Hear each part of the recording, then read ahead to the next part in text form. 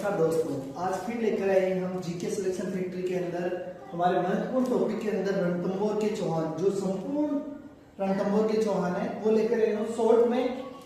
तो बिना समय गवाए हम स्टार्ट करते हैं। रणथंभौर के चौहान, इनका सबसे पहले आता है गोविंदराज चौहान। गोविंदराज चौहान था जो रणथंभौर का शासक था। इन्होंने इस रणथंभौर की स्थापना की, वह 1194 ईस्वी में की थी।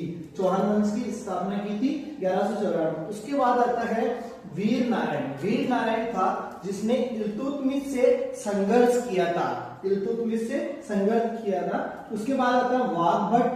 वाघभट्ट आता है जो दिल्ली के शासक था रजिया सुल्तान, उसका आक्रमण विफल करने का काम वाघभट्ट ने किया था। किसने किया था? वाघभट्ट ने। उसके बाद आता है जेतर सिंह। जेतर सिंह है जो हमीरदेव चौहान का पिता कहलाता है, तथा इसने जेतर सिंह ने क्या किया था? 32 वर्षों तक शासन किया था।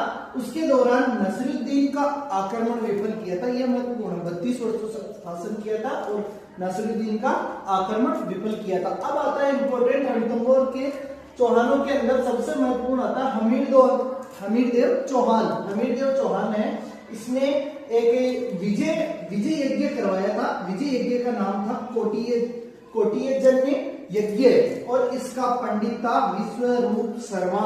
इसका पंडित कौन था? विश्वरूप शर्मा, जो महत्वपूर्ण एग्जाम में पूछा जाता है बार बार कि इसका यज्ञ कराने का पंडित कौन था, तो वो था विश्वरूप शर्मा। और इसके बाद में जलालुद्दीन खिलजी था, इसने 1290 ईस्वी में जाइन दुर्ग पर आक्रमण किया था।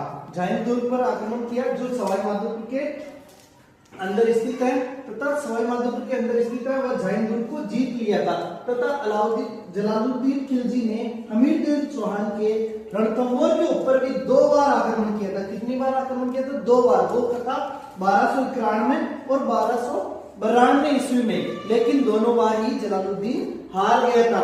और हारने के बाद जलालुद्दीन ने एक महत्वपूर्ण वाक्य कहा था कि ऐसे 10 दुर्गों को मुसलमान के एक बाल के बराबर भी नहीं समझता। यानी उसने कहा था कि ऐसे 10 दुर्गों को मैं मुसलमान के एक बाल के बराबर भी नहीं समझता था, क्योंकि वो हार गया था, इसलिए उसने कहा था। और हमीरदेव चौहान का एक महत्वपूर्ण आता है कि इन्होंने 17 युद्ध लड़े थे, उसमें से 16 युद्ध जीते थे।